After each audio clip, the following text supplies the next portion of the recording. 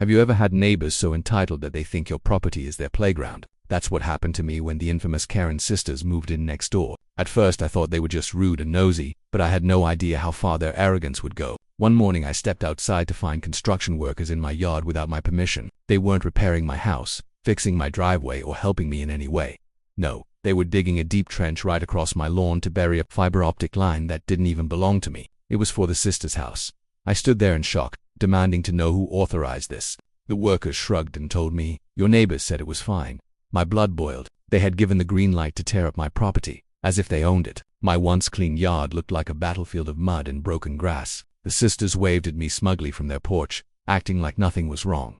For a while I tried to be civil. I called them over, explained that they had no right, and told them to remove the line immediately. But instead of apologizing, they laughed in my face. One of them even had the nerve to say, "It's just dirt. You'll get over it."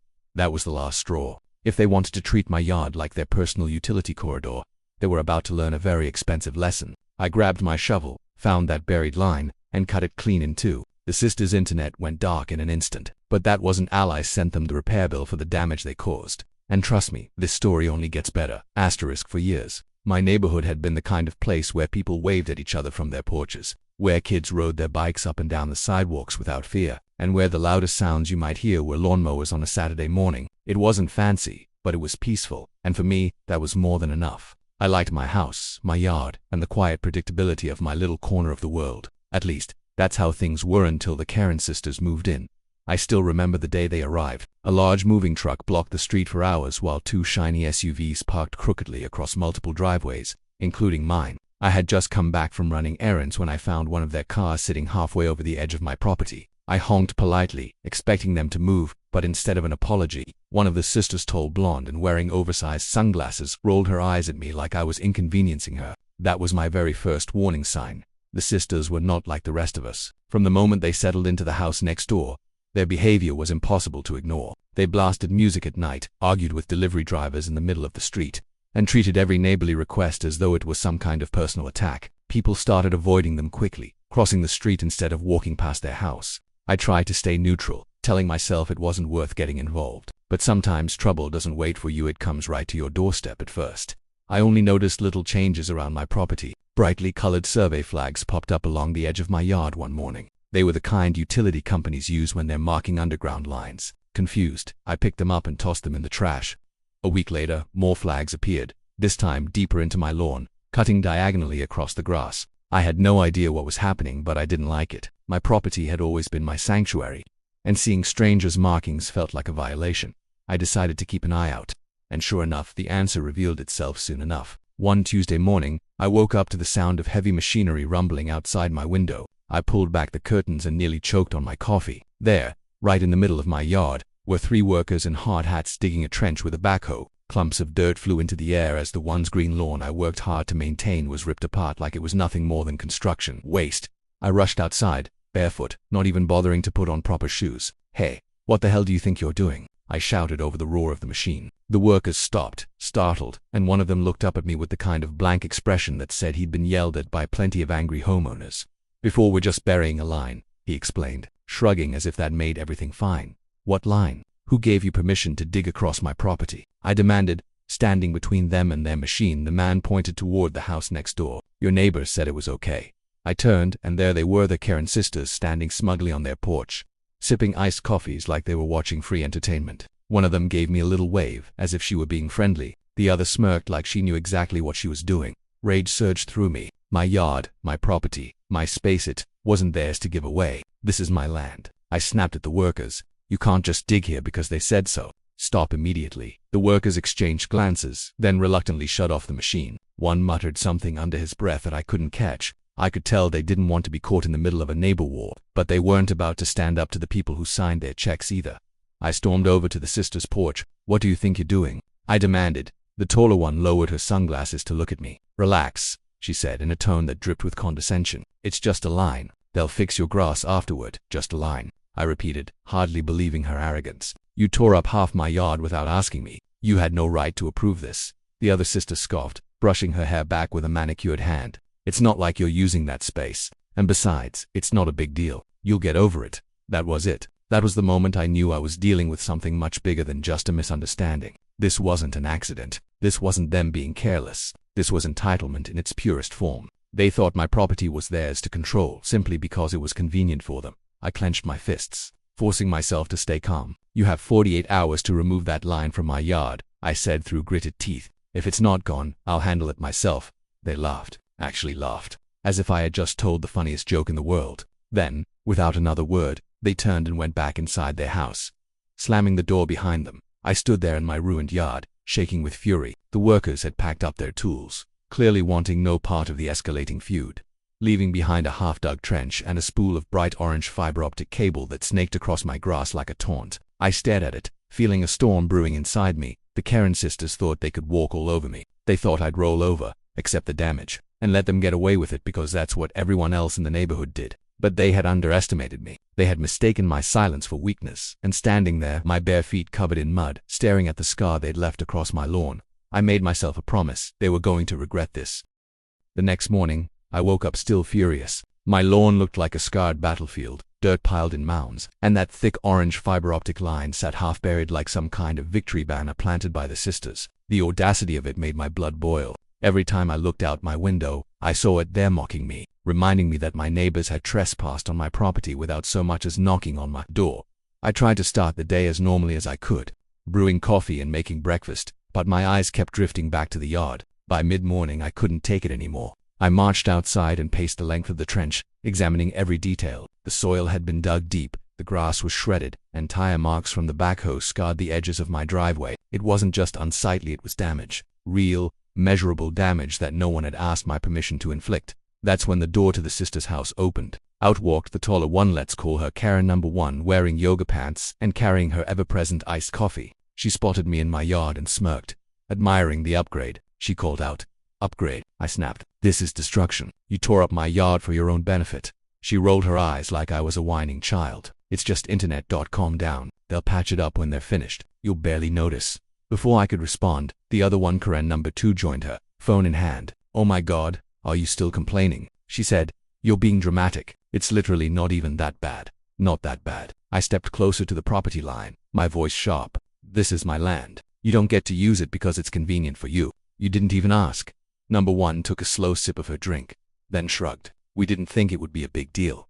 "That's because you don't respect anyone else's property," I shot back. "Let me be very clear, you have 48 hours. That line needs to be gone." They laughed again, just like they had the day before. Not nervous laughter, not embarrassed laughter, the cruel kind of laughter that said they thought they had won already. Number 2 muttered something under her breath that sounded like, "Good luck with that," before retreating back inside. I stood there fuming, but instead of letting their arrogance crush me, it lit a fire. If they weren't going to fix it, then I'd find out exactly what my options were. That afternoon, I called the city's zoning office. I explained the situation in detail, hoping there had been some sort of mistake, maybe even a permit I hadn't heard about. The clerk on the other end typed away, then told me flatly, "There are no permits on file for construction across your property. If they buried a private line, they did it without authorization." I felt a surge of vindication. "So, what can I do about it?" "Well," the clerk said, "you're within your rights to demand they remove it. Document the damage, take photos, and if they refuse, you can pursue compensation through small claims court." Exactly what I needed to hear. I spent the rest of the evening walking every inch of my lawn, taking photos from every angle. I even measured the length of the trench, noting the depth and width, so there'd be no argument about how invasive it was. When I was finished, I had a solid folder of evidence, but the real problem wasn't the paperwork, it was the sisters. They had already made it clear they weren't going to back down just because I told them to, which meant, if I wanted them to take me seriously, I'd have to do something more direct. The next morning I printed a letter, short, simple, and very clear. "Notice of trespass and unauthorized construction. You have 48 hours to remove the fiber optic line from my property and restore my lawn to its original condition. Failure to comply will result in immediate action at your expense."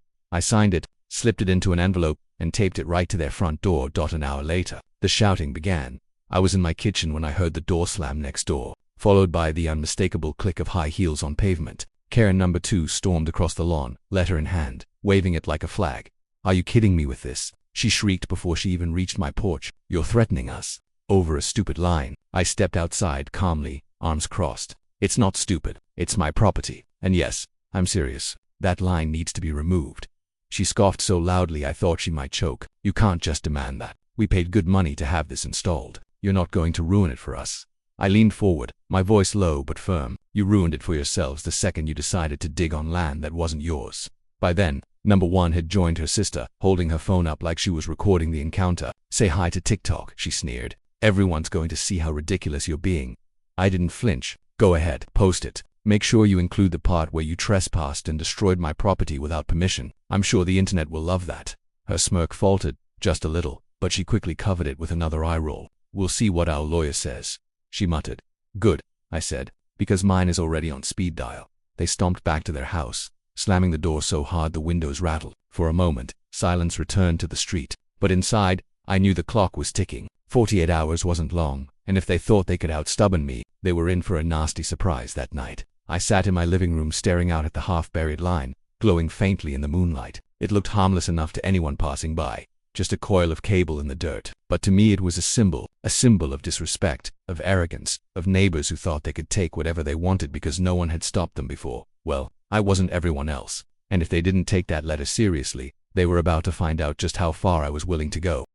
The first 24 hours after I posted that letter passed with no visible change. The trench in my lawn remained. The fiber optic line stretched across the dirt like a bright orange reminder of their arrogance. And the Karen sisters made no move to apologize. If anything, they doubled down. Every time I stepped outside, I could feel their eyes on me. Sometimes, they'd sit on their porch with smug little smirks, whispering to each other and laughing as if I were nothing but their entertainment. I kept waiting, watching the clock. I had given them 48 hours, and I meant every word of it. Still, part of me hoped they'd come to their senses. Maybe they'd knock on my door with a sheepish look, admit they'd gone too far, and hire someone to undo the damage. But as the second day wore on, it became painfully clear they weren't going to back down. Around noon, I saw a delivery van pull up to their house. The driver unloaded a large box with the name of the internet provider printed across the side. The sisters came out, clapping their hands like excited children, and helped carry it inside. I realized, with a sinking feeling, that they weren't just ignoring my warning, they were celebrating. They thought they had won. That was the final straw.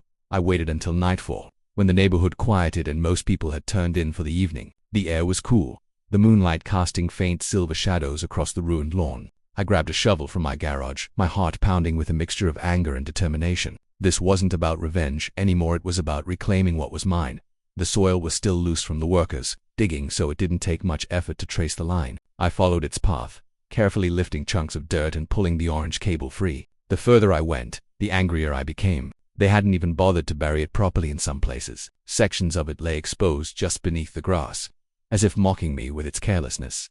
After about 20 minutes of digging, I found the section closest to their property line. I knelt down, wiped the sweat from my forehead, and stared at it. This thin line represented all their arrogance, all their disrespect. My fingers tightened around the handle of the shovel. I had a pair of heavy-duty cutters with me, and with one sharp motion, I sliced straight through the cable. There was a strange, almost satisfying snap as the tension released. The cable went limp in my hands, useless and dead. At that moment, I felt a rush of relief. The sisters might have thought they could trample over me, but now they were about to learn otherwise. I gathered up the severed section of the line, coiled it neatly and set it on their porch like a gift. Then I went back inside, washed the dirt from my hands, and waited. It didn't take long. The next morning, around 9, the screaming started. Through my window, I saw Karen number 1 storming into the yard, her phone pressed to her ear, shouting into it like she was chewing someone out. Karen number 2 followed close behind, waving her arms dramatically. They paced back and forth, pointing at the trench, gesturing wildly toward my house. I stepped outside just in time to hear one of them shriek, "This is sabotage." I couldn't help myself, I laughed. "Sabotage? You mean cleaning up my own property after you trespassed on it?" Number 2 spun around, her face red with fury. "You destroyed our internet. Do you have any idea how expensive this is?" "Yes," I said calmly. "I do, and you're going to pay for every bit of it." Number 1 jabbed her finger in my direction. "You're going to regret this. We'll call the cops. You can't just cut someone's line." "Actually," I said, holding up my phone, "I already called the city. I checked the permits. Guess what? You never had permission to dig here in the first place, which means that line was trespassing, and I'm fully within my rights to remove it." The look on their faces was priceless shock mixed with indignation. Like spoiled children finally being told no for the first time in their lives, they stomped back to their house, slamming the door hard enough to rattle their windows. For a while, the neighborhood was quiet again, but I knew it wouldn't last. People like them didn't give up that easily. Sure enough, about an hour later, a police cruiser rolled up in front of my house. 2 officers got out, one heading to my door while the other spoke briefly with the sisters on their porch. I opened the door before they even knocked, my folder of documentation in hand. Morning, the officer said. We had a complaint about property damage. I nodded. I figured, come on in, Niv. Got everything you need to see. I laid it all out for them. The photos of the trench, the measurements, the lack of permits, the latter I taped to their door, and the 48-hour deadline I had clearly given. The officers flipped through the paperwork, nodding slowly as they pieced it together. So let me get this straight, one said. They hired workers to dig a private utility line across your yard without permission. That's exactly what happened, I said firmly. And when they refused to remove it, I did it myself. I wasn't destroying their property. I was removing something that never should have been here in the first place. The officer glanced at his partner, then sighed. Honestly, this looks like a civil matter. If they want to take you to court, they can. But from what I see, you're in the right. Relief washed over me. That's all I needed to hear.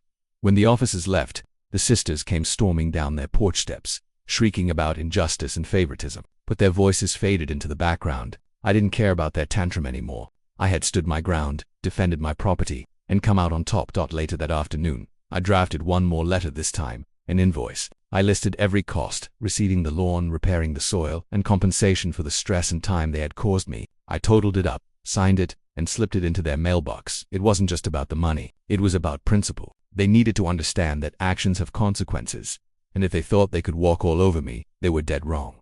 That night, as I sat on my porch with a cold drink, I watched their house in silence. The windows glowed, but the air felt different, tense, unsettled. The sisters had finally realized they weren't untouchable, and I knew deep down this battle wasn't over. It had only just begun.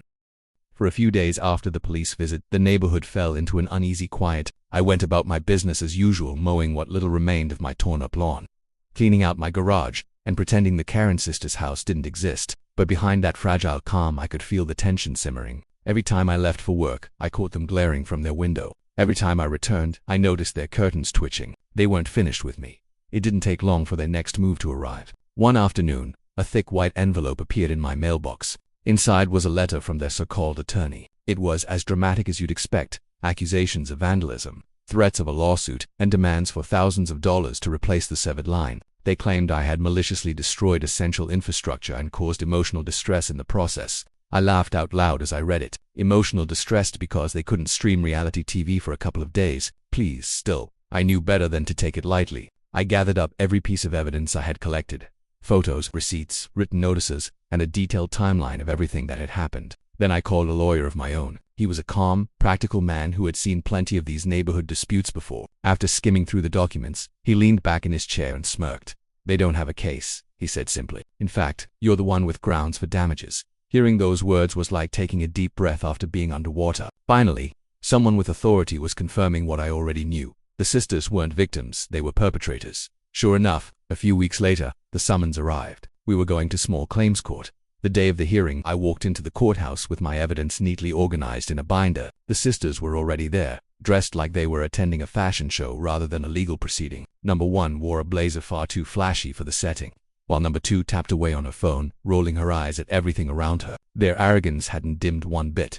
When the judge entered, everyone rose. The case was called, and soon enough it was their turn to present their side. Their lawyer, clearly hired more for his willingness to repeat nonsense than his skill, launched into a speech about how I had sabotaged a critical utility line and caused his clients to suffer significant inconvenience.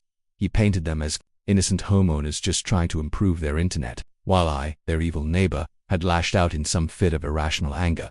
Then it was my turn. I stood, opened my binder, and laid out the facts in a calm, steady voice. I presented the photos of my yard before and after, the survey flags, the lack of permits, the official response from the city clerk, and most importantly, the notice I had given them, warning them in writing to remove the line within 48 hours. I emphasized that they had ignored it and that I had acted only to restore my property rights. The judge studied the evidence carefully, occasionally raising his eyebrows at the sister's lawyer. When I finished, he asked a few pointed questions. Did you have written permission from your neighbor to dig on his land? The sisters squirmed. Did you obtain a permit from the city? They muttered something about assuming the contractor handled it. And did you ignore his written notice? Their silence was answer enough by the time the judge delivered his ruling.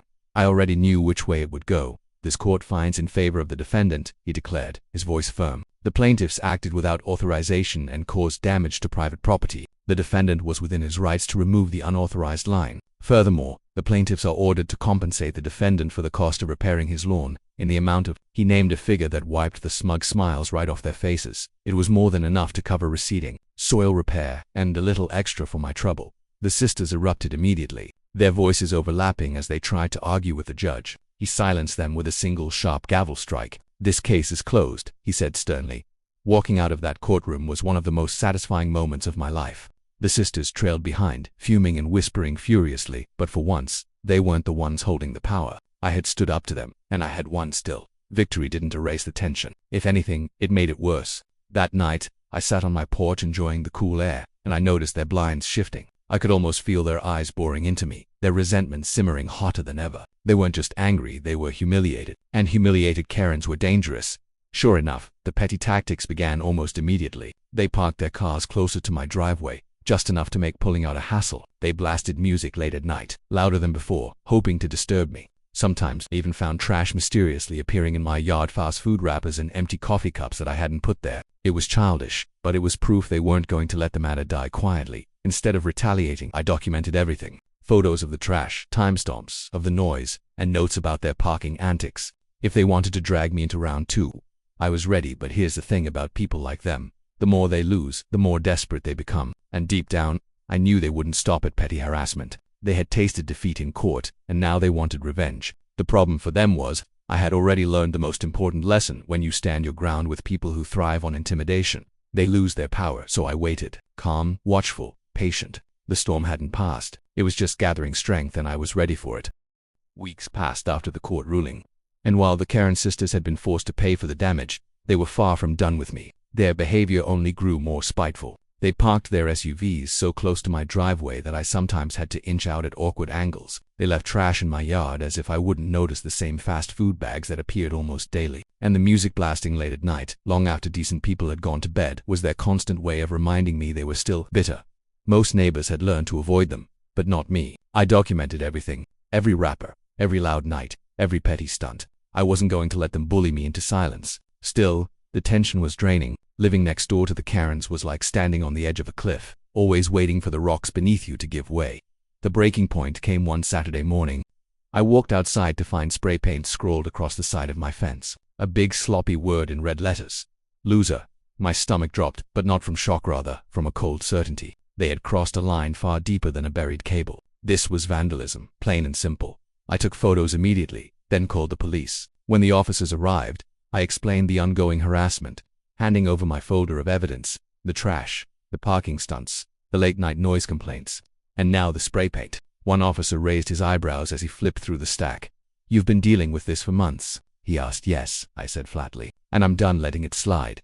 They spoke briefly with the sisters, who of course denied everything. Number one insisted they were being harassed by me, while number two complained about how unfair the neighborhood was. But the officers weren't buying it. With a pile of evidence in hand, they gave the sisters a clear warning. One more act of harassment and charges would follow.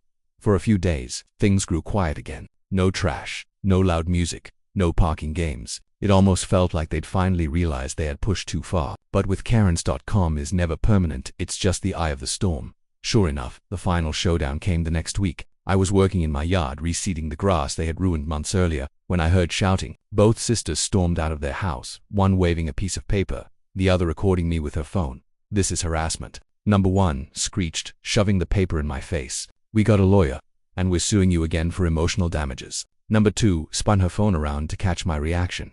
Her lips curled in a triumphant grin, but this time, I didn't rise to their bait. I simply smiled, reached into my pocket and pulled out my own phone. "Funny you mentioned that," I said, "because I just filed a restraining order this morning." Their faces fell instantly. I explained calmly, for the camera and for them, that I had turned all my evidence over to my attorney and the police. Their pattern of harassment was clear, undeniable, and now legally documented. The restraining order would keep them from approaching me, my yard, my property in any way or risk arrest. For the first time since they'd moved in, the sisters didn't have a comeback. They sputtered, cursed, and stormed back into their house, slamming the door so hard the windows rattled. But this time, I knew the fight was over. In the weeks that followed, the difference was remarkable. No more trash, no more music, no more SUVs blocking my driveway. The sisters kept to themselves, clearly cowed by the looming threat of legal consequences. The neighborhood, once plagued by their antics, breathed easier.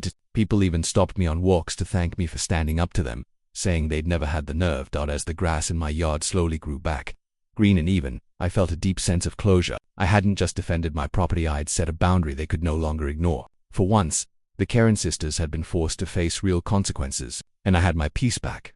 One evening, as the sun dipped low and painted the sky in streaks of orange and pink, I sat on my porch with a cold drink in hand. My yard was whole again, my fence freshly repainted, and the air was blissfully quiet. For the first time in months, I felt like I could finally relax. The war with the Karens was over and I had one.